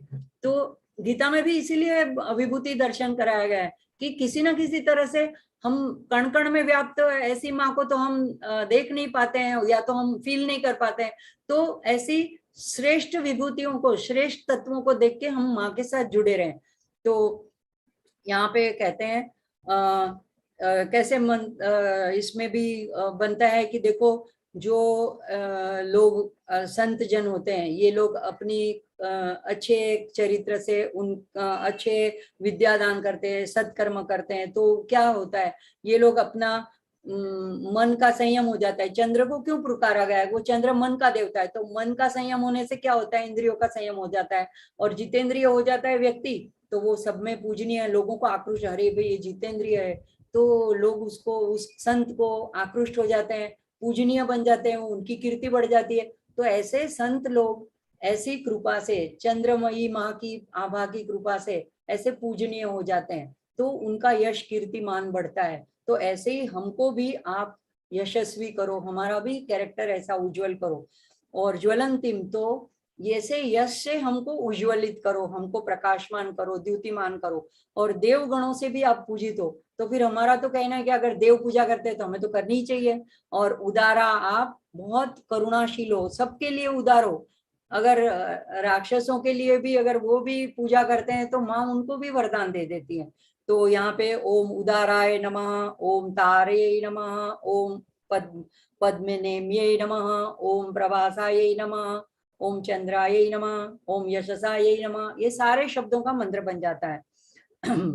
तो पद्मिनीम जो है ना, तो वो भी काल के रूप में है कि हम जन्म से पहले के और बाद में के काल को हम नहीं जानते, लेकिन माँ जो है, जो उनकी शरण ग्रहण करता है, तो आपकी ऐसी कृपा से हमको, हमारे में से अलक्ष्मी हमारे से चली जाए। मतलब क्या है, हमारा ऐसा अज्ञान है जो हम जानते नहीं है, हमारे में नेगेटिव विचार है, हमारे में तो हमारी आध्यात्मिक उन्नति को जो बाधक है, ऐसी सब चीजें हमारे में से निकल जाए और हमारे मस्तिष्क, वाणी और वाचा, ये सब जगह से हमारी अलक्ष्मी निकल जाए। तो किसी से अगर हम कठोर बोलते हैं, किसी को क्रोध करते हैं, किसी को हर्ट करते हैं, तो ये भी हिंसा का प्रकार है। जैसे गीता में भी बोला है, काया मन वाचा से भी हमको ऐसे हिंसा नहीं करनी चाहिए। तो ये सब अलक्ष्मी है, और यही अलक्ष्मी को हमको दूर करनी है। प्रैक्टिकल वस्तु क्या है कि ऐसी अलक्ष्मी हमारे में से दूर हो जाए और हम हमेशा माँ की तरह, चंद्र की तरह सौम्य स्वभाव वाले बने, मृदु स्वभाव वाले, हमारे व्यक्तित्व से दूसरों को शीतलता प्राप्त हो। कोई हमारे सन्निधि में आएगा तो उसको भी ऐसे आनंद आह्लाद प्राप्त हो। तो ऐसा जिसका हम चिंतन करते हैं, हमारा भी व्यक्तित्व वैसे ही बनने लगता है। तो यही हम माँ से मांगते हैं। अब छठा मंत्र है, तो उसमें स्नान का भाव करना है। जैसे माँ आती है तो माँ को भी हम स्नान कराते हैं। तो जैसे हम अभिषेक करते हैं, कोई तो माँ का ऐसे केसर से, ऐसे अच्छी अत्तर डाली हुई चीजों से माँ का गंध लेपन करके माँ का स्नान कराते हैं, ऐसा भाव है। तो इसमें छठा श्लोक है, अभी छठा मंत्र है। आदित्य वर्णे तपसोऽधिजातो वनस्पति तव वृक्षोक्ष बिल्वः तस्य फलानि तपसा नुदन्तु या अंतरायाश्च बाह्यान् अलक्ष्मीः। तो यहाँ पे इसका अर्थ है सूर्य के समान प्रकाश स्वरूप। आप अभी मैंने आगे बताया चंद्र की बात आई, और यहाँ पे छठे में आदित्य वर्ण, अभी सूर्य के साथ माँ की कंपेयर की है। तो सूर्य के समान आप प्रकाश स्वरूप हो माँ, आपके ही तप से वृक्षों में श्रेष्ठ मंगलमय बिल्व वृक्ष उत्पन्न हुआ। तो बिल्वाष्टक बोलते हैं, तो लक्ष्म्याचासन उत्पन्नम महादेव सदा प्रियम बिल्व पत्रम प्रयच्छामि। एक तो ये हम बिल्वाष्टक में जब बोलते हैं तो वहां पे भी ये उल्लेख आता है कि ये जो बिल्व वृक्ष है, जो शंकर जी को बिल्व पत्र बहुत ही अत्यंत प्रिय है, वो जगत के कल्याण के लिए माँ ने अपने तप से उत्पन्न किया है। तो देखो जब यहाँ पे माँ की बात आती है, जैसे सप्तशती में पहले चरित्र में तो विष्णु का उल्लेख आता है, यहाँ पे भी महालक्ष्मी की बात है तो बिल्व पत्र की बात आई और तप की बात आई। तो वैष्णव में और शैव पंथ में कोई भेदभाव नहीं करना चाहिए, सब एक ही है। किसी भी स्वरूप से कहीं से भी जाओ, देखो अभी मिठाई में भी सारी चीजें होती है, दूध से ही बनी है। कोई रबड़ी बनाता है, कोई खीर बनाता है, कोई फ्रूट सलाद बनाता है, कोई बासुंदी बनाता है। तो एक ही चीज से बहुत सारी अलग अलग वैरायटी बनती है। किसी को एक चीज पसंद है, किसी को दूसरी चीज पसंद है, सिर्फ तत्व एक ही है। अब जिसको जिस रूप में श्रद्धा है, रुचि है, आकर्षण है, उस रूप की आराधना करते हैं।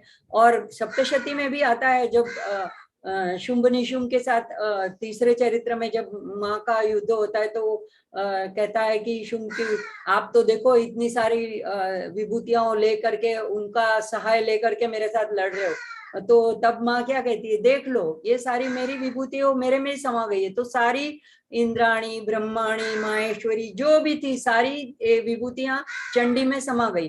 तो और फिर समाने के बाद हम जो स्तोत्र करते हैं 11वें चैप्टर में, अध्याय में, तो क्या बोलते हैं, नारायणी नमोस्तुते। तो सारे नारायणी को उद्देश्य करके सारे श्लोक है। तो वहां पे हम नारायणी बोलते हैं, आगे हम बोलते हैं चंडी। चंडी ने राक्षसों का, दैत्यों का संहार किया। शक्ति रूपेण जो है वो एक ही है। आपको जो स्वरूप अच्छा लगे उसी की आराधना करो, पहुंचता है एक ही को। वो यहाँ पे हम देवी का जब पूजन आराधना करते हैं तो उसको परब्रह्म स्वरूपिणी समझते हैं। तो जिसको भी आपको, लेकिन ये होता है कि जब नवरात्रि होती है तो ये एक स्वरूप और उसकी शक्तियां ब्रह्मांड से निकल के ज्यादा यहाँ पे उद्घाटित होती है, ज्यादा प्रखर रूप से हम महसूस करते हैं। इसलिए उन दिनों में उन देवता के उस स्वरूप की हम आराधना पूजा करते हैं। बाकी कुछ भी करो सब एक ही को पहुंचता है। तो यहाँ पे ये छठा मंत्र है वो स्नान का भाव है। उसमें कहते हैं कि ऐसे हे माँ आप सूर्य के समान प्रकाशमान हो, आपके तप से ही वृक्षों में श्रेष्ठ बिल्व वृक्ष उत्पन्न हुआ। तो यहाँ पे वृक्ष, वनस्पति, बिल्व, तप, ये सब बहुत मंत्र रूप ऐसे महत्वपूर्ण शब्द है। तो इन सब में से भी हमने ऐसे शिक्षा ले, वृक्ष से हमको नम्रता, सेवा भाव। वृक्षों को कोई पत्थर मारता है तो भी वो झुक करके अपने फलों को दूसरों के सेवा में अर्पित कर देते हैं, फूलों को अर्पित कर देते हैं। तो शिव पूजन में ये बिल्व पत्र तो इतना अधिक महत्व का है। देखो शिकारी ने सिर्फ अनजाने में भी बिल्व पत्र डाले तो भी उसकी मुक्ति होगी, ऐसे महाशिवरात्रि की कथा में आता है। तो ये सब माँ लक्ष्मी की कृपा से, उनके तप से। तो तप का मतलब ऐसा नहीं है कि 5 मिनट पूजा कर ली, एक बार पठन कर लिया तो तप हो गया, नहीं। गुरुदेव हमारे बताते हैं कि तप यानी सतत मतलब जब हम जागरूक होते हैं तो उसका मैक्सिमम टाइम हमको उसके चिंतन में बिताना। इसका मतलब ये नहीं कि हमको पूजा घर में बैठ के स्नान कराना है या पूजा ही करती रहनी है या स्तोत्र ही बोलते रहना है। हम जो भी काम करते हैं वो सब हम ईश्वर को समर्पण करके, उसको याद करके, कर्म करने से पहले, कर्म करते वक्त और कर्म करने के बाद, कुछ भी याद ना रहे तो आखिर में सोते वक्त, ये सब हम अर्पण का भाव करें। और ऐसे स्तोत्र बोलते वक्त भी हम मानसिक पूजन का भाव करें। तो सब तरह से हम भगवान के साथ किसी ना किसी तरह से कांटेक्ट में रहना है, जुड़े रहना है, जिससे हमारी आवाज उसको पहचानी लगे कि हाँ इसकी आवाज रोज मैं सुनती हूँ, तो हमारे तुरंत दौड़ के मदद में आ जाएंगे। तो तब से हमें ये प्रेरणा मिलती है कि हम देवी को हम क्या कहेंगे, आपने जैसा तप किया तो ऐसी शक्ति बल हमको भी दो। और गीता में भी क्या बात बताइए बार बार, द्वंद्वातीत हो, सुख दुख, मान अपमान, ठंडी शीतोष्ण, सबको जो सहन करता है तितिक्षा से। अच्छा, तितिक्षा क्या होती है? ऐसे नहीं कि अभी करना पड़ रहा है तो अभी मजबूरी से, अभी कोई छूटका नहीं है, ना छूट के अभी करना ही पड़ेगा, ऐसे नहीं। जैसे हम एकादशी का व्रत करते हैं तो हमको पता है कि आज हमको भूख नहीं लगेगी, और लगेगी तो भी हम संयम रखते हैं। तो धीरे धीरे हमारा संयम बढ़ता है, बड़े होने के बाद हमको उस तरफ हमारा मन जाता ही नहीं है। तो ऐसे ही तितिक्षा है कि हमने समझ करके सहन करना है। तो जो शंकराचार्य तो यही कहते हैं तप की व्याख्या कि संसारी जीवों को जो ये द्वंद्वों को सहन करना पड़ता है जीवन भर, अलग अलग चीजें आती रहती है उसके जीवन में, सुख दुख आता रहता है, मान अपमान आता रहता है, उसको जो प्रारब्ध के वश आया ठीक है ऐसे करके जो सहन कर लेता है तो वही तप है, वो सबसे बड़ा तप है। दूसरा तप है सत्य बोलना, सत्याचरण, ये सबसे बड़ा कलयुग में तप है। अगर आप इतना ही करते हो तो फिर आप कुछ भी नहीं पूजा पाठ करते हो तो भी कोई बात नहीं, क्योंकि वो सत्य ही आपको परमेश्वर तक ले जाएगा। तो ऐसे तप करने वाली हो, और ऐसा तप करने वाला गीता में कहते हैं कि अमृत तत्व का अधिकारी हो जाता है, दूसरे अध्याय में 14, 15, 16वें श्लोक में। तो भाव क्या हुआ कि तप के आचरण द्वारा उस मंगलकारी रूप का दर्शन भी संभव है। तो देवी मेरी अलक्ष्मी, मेरी अविद्या को नष्ट करें और मुझे भी ऐसी शक्ति प्रदान करे, आपके जैसा तप की शक्ति मुझे भी प्रदान करो। फिर उसके बाद 7वां श्लोक आता है, उसमें वस्त्र अर्पण भाव है। अब माँ का स्नान हो गया तो अभी माँ को हम वस्त्र अर्पण करते हैं। हम क्या करेंगे वस्त्र अर्पण, ये सिर्फ हमने भाव करना है। तो 7वां श्लोक है, उपेतुमान् देवसख कीर्तिश्च मणिना सह प्रादुर्भूतोऽस्मि राष्ट्रेऽस्मिन् कीर्तिं वृद्धिं ददातु मे। तो कहा क्या कहा है यहाँ पे, सामान्य अर्थ क्या है, हे देवी देव सखा, देव सखा शुद्ध है तो शब्द का अर्थ है देवों का सखा यानी कुबेर, और ऐसा भी कि देवों के सारे सखा मतलब और सारे देवता, तो उनके मित्र मणिभद्र यहाँ पे लिखा है, लेकिन मणि के साथ ऐसे भी आप ले सकते हैं। और ऐसी मुझे कीर्ति, तो उनके जैसा समृद्धि, मणि यानी कुबेर के पास जो समृद्धि है, ऐसी समृद्धि और कीर्ति दोनों मुझे प्रदान करे। आखिर में भी लिखा है कीर्तिम वृद्धिम ददातु मे, तो ये दोनों मुझे प्रदान करें। क्यों प्रदान करें, प्रादुर्भूतोस्मि राष्ट्रेस्मिन्, तो राष्ट्र यानी हम राष्ट्र के अर्थ में ले सकते हैं, देश के अर्थ में लग सकते हैं, इस देह के अर्थ में भी ले सकते हैं। और प्रादुर्भूतो मतलब मेरा दूसरा जन्म हुआ। क्यों दूसरा जन्म हुआ, जैसे देखो कोई बच्चे को यज्ञोपवीत देते हैं तो द्विज बोलते हैं, फिर उसका दूसरा जन्म होता है, फिर उसने अमुक नीति नियम का पालन करना होता है, गायत्री मंत्र जप करना होता है, शुचिता पूर्ण रहना होता है, अभक्ष्य पदार्थ नहीं खाने होते हैं। तो ऐसे ही जैसे वारकरी संप्रदाय में भी कोई अगर वारकरी की माला पहन लेता है तो फिर उसने गलत वस्तुओं नहीं खानी होती है, सारे नियम, दारू वगैरह छोड़ना होता है, जुआ नहीं खेलना होता है, ऐसे नियम पालन करने होते हैं। तो यहाँ पे कहते हैं कि मैं जब आपकी आराधना करूं तो मेरा भी दूसरा जन्म हो, मेरे में भी ट्रांसफॉर्मेशन हो। कहाँ पे, मेरे ही अंदर, मतलब इसी जन्म में, ये नहीं कि दूसरे जन्म में, इसी जन्म में मेरा, जब हमको गुरु मिल जाते हैं ना तो हमारा भी दूसरा जन्म हो जाता है। तो हमारे तो माँ ऐसे ही बोलते थे, आगे के जितने साल है ना वो नहीं गिनती में गिनने हैं, जब से हम मिले हैं उसके बाद में के काउंट करने हैं। तो ऐसे हमारा तभी जन्म होता है जब हमारे में ज्ञान प्रकट होता है, तो ये हमारा दूसरा जन्म होता है। तो बोलते हैं मैं ऐसा इस रीबर्थ मेरा हुआ है, तो ऐसे मुझे कीर्ति और रुद्धि प्रदान करें। तो यहाँ पे उपेतु माम एक शब्द पहला है, तो हे माँ आपकी कृपा से मैं अर्थात इस देश में, इस देह में प्रबुद्ध हूँ, देवताओं के मित्र के साथ उनको भी जैसा यश कीर्ति मिला है, धन मिला है, तो ये मुझे भी प्राप्त हो। उपेतु माम मतलब मेरी नजदीक आओ। हर बार हम कहते हैं कि दूर मत रहो, मेरे और पास आओ, मेरे और पास आओ, तो इतने पास कि मेरे अंदर, तो यानी मेरे अंदर माँ है, वो ही मुझे प्रकट होके प्राप्त हो।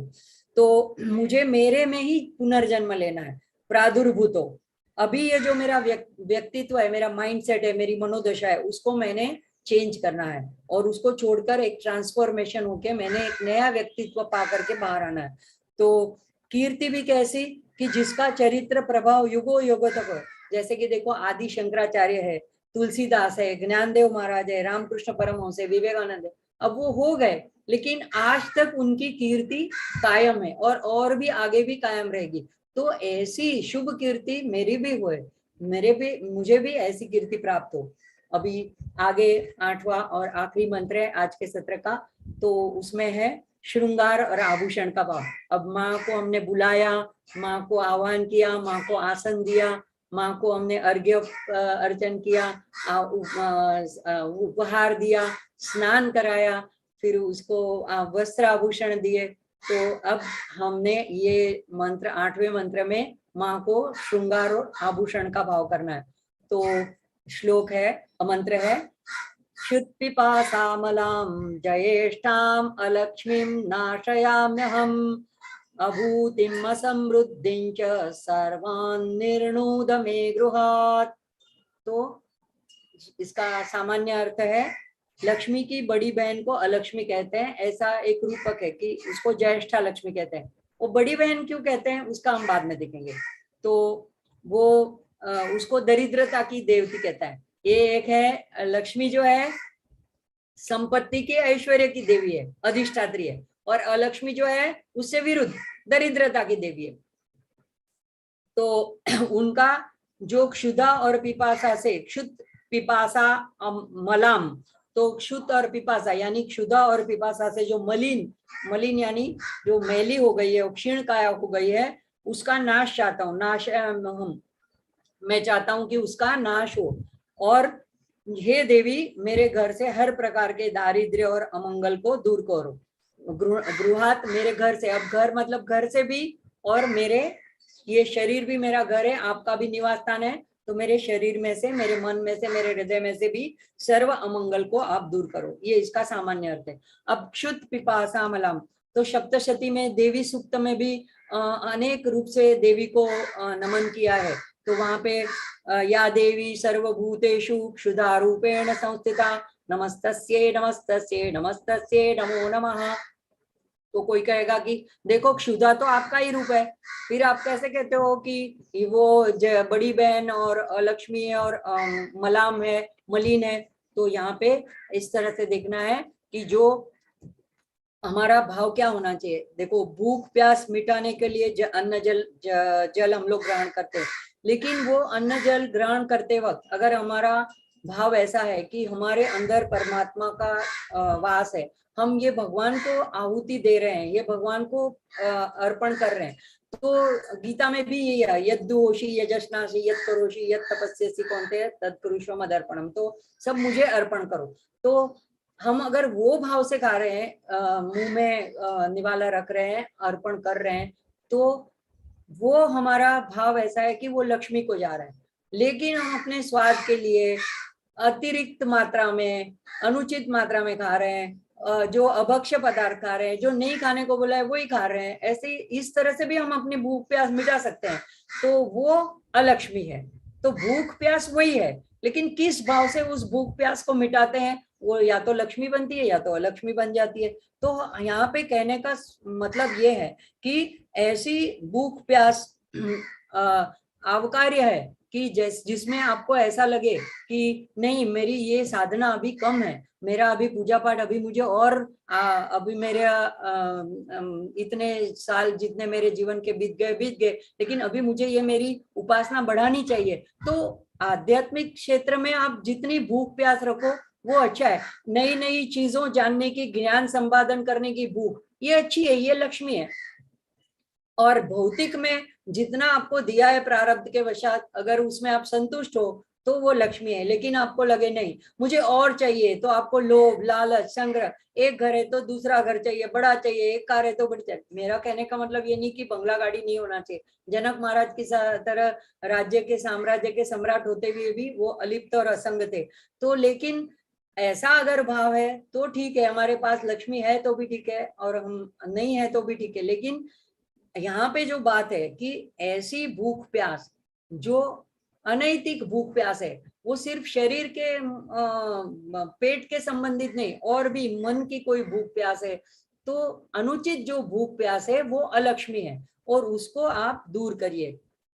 उससे मुझे, उसको मेरे घर में से बाहर निकालिए, वही मुझे दरिद्रता लाती है, और आप हमेशा मेरे पास रहे।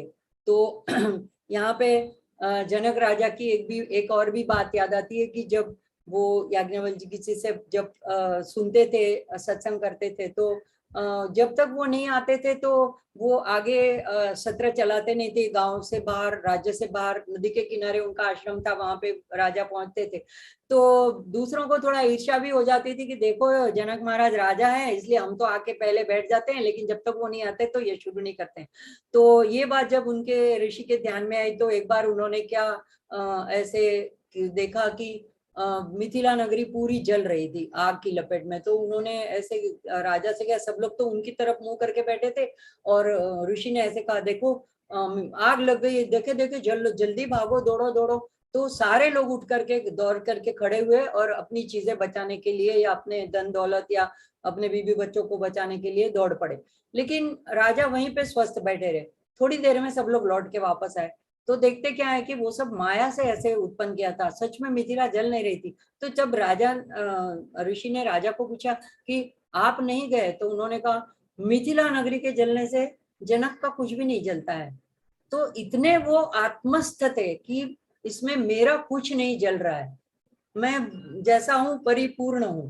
तो ऐसा अगर भाव है, ऐसी भूख प्यास मिट गई है तो वो लक्ष्मी है। और अगर ऐसी भूख प्यास हमारे में है तो वो लक्ष्मी है। तो यहाँ पे माँ को ये कहा गया है। तो हम भी माँ से प्रार्थना करते कि ऐसे मल से हमको मुक्त करिए, हमें मन के अंदर मल से भी छुड़ाइए। मन के अंदर का मैल क्या है हमारा, ये घर के अंदर का तो दरिद्रता है, लेकिन मन के अंदर भी अहंकार है, अज्ञान है, माया है, उसे भी दूर करिए, जिससे मेरे घर में अभूति ना रहो। अभूति क्या है, यानी ऐश्वर्य में जो बाधा आती है, ऐश्वर्य को जो बाधित करता है वो अभूति है।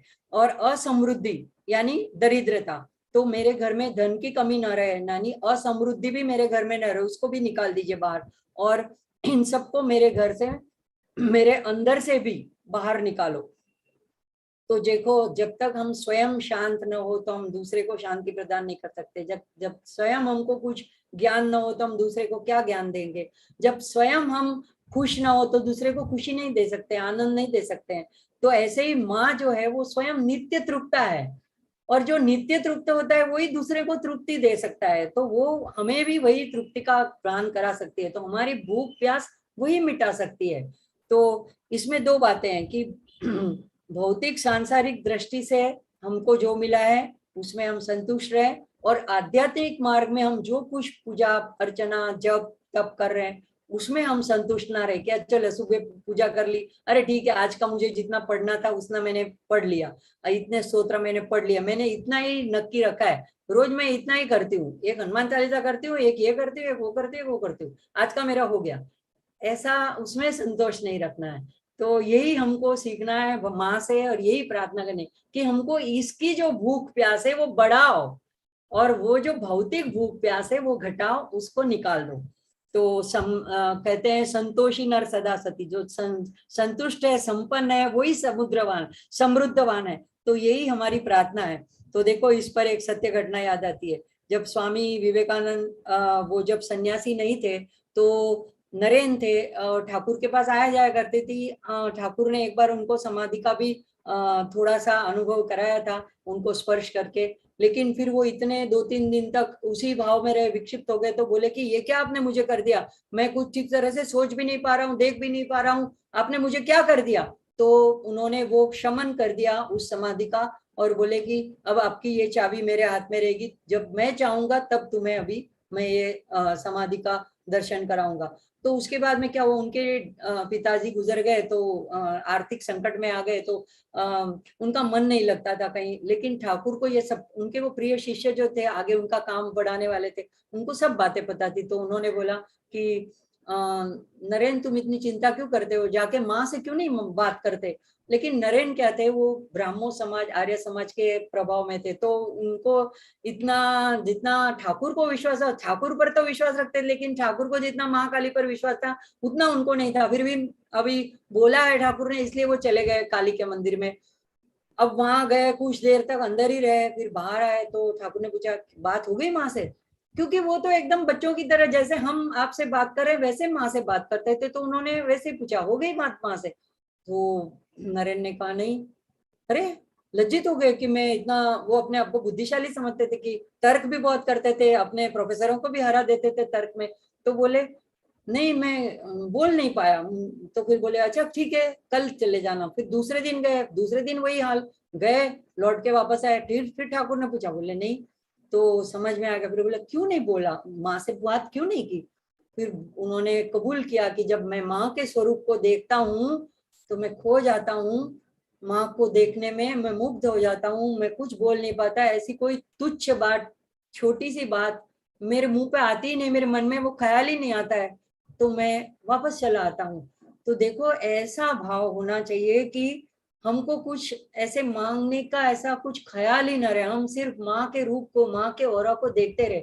देखो माँ सिर्फ बच्चे को प्रेम से देखती है, अपने गोद में जब छोटा सा बच्चा होता है वो अपने आंखों से अमृत भी पिलाती है माँ बच्चे को। बच्चे को माँ का मुंह देखने से ही संतोष हो जाता है।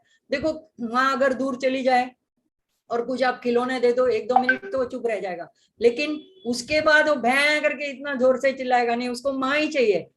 ये नहीं बात है कि भूखा है, पेट तो भरा है, फिर भी माँ ही चाहिए। तो हमको भी ऐसा ही है, ये जो हम जो है वो हम एक माँ के बच्चे हैं, और हमको ये जो टॉय दिया है वो संसार, हमारे आजू बाजू के घर परिवार के लोग ये हमको एक खिलौने दिए, हम जब उसमें रमण रहते तो माँ देखती है अच्छा ठीक है इसमें खुश है ना, तो दूर चली जाती है। लेकिन हमारा अगर डबल तरफ ध्यान है कि खिलौने में तो ध्यान है, लेकिन जो स्मार्ट बच्चा होता है ना वो थोड़ी देर में सेंस करता है कि मुझे खिलौना दिया लेकिन माँ दिखती नहीं है, जरा मेरी नजर से दूर चली गई है, तुरंत जोर से बैं करके एकदम से चीख लगाता है। तो तुरंत माँ किचन में होती है तो कहीं सहेली से बात करती हो तो दौड़ के चली आती है। तो ऐसे ही हमको एक नजर तो खिलौने पे रखनी है क्योंकि हमको यहाँ जिम्मेदारियां दी है, लेकिन दूसरी नजर माँ पे रखनी है कहीं चली ना जाए दूर। तो सतत माँ का चिंतन करना है। तो ऐसे ही हमको ऐसी दयालु कृपालु माँ के चरणों में कोटि कोटि प्रणाम करके, जो बच्चे जैसे जिस चीज की जरूरत हो माँ बिना मांगे बिना कहे पूरा कर देती है, तो ऐसे ही माँ से हम ऐसे ही विनती करें कि हमको आपके ऐसे नन्हे शिशु बच्चे बनाओ और हमारी बिना कहे आप सब समझ जाओ हमारी मांगे। ऐसा करके आज के सत्र का विराम करते हैं। ओम असतो मा सद्गमया तमसो मा ज्योतिर्गमया मृत्योर्मा अमृतं गमया। ओम पूर्णमदः पूर्णमिदं पूर्णात् पूर्णमुदच्यते पूर्णस्य पूर्णमादाय पूर्णमेवावशिष्यते। ओम सर्वे भवन्तु सुखिनः, सर्वे सन्तु निरामयाः, सर्वे भद्राणि पश्यन्तु, मा कश्चित् दुःखभाग् भवेत्। ओम शांति शांति शांति। हरि ओम श्री गुरुभ्यो नमः। हरि ओम। धन्यवाद। जय श्री कृष्ण। बहुत बहुत धन्यवाद। श्री सूक्त के बारे में अनेक रहस्यमयी कथा एवं बहुत ही माधुर्यप्रद माँ भगवती की कृपा प्राप्त करने का अवसर हम सबको प्राप्त हुआ। बहुत बहुत धन्यवाद करते हैं। आइए अब सत्र को समाप्ति की ओर ले जाए, विराम दे यह सत्र को। मत्समः पातकी नास्ति पापग्नि त्वत्समानहि, एवं ज्ञात्वा महादेवी यथा योग्यं तथा कुरु। ओम नमः पार्वती पतये हर हर महादेव।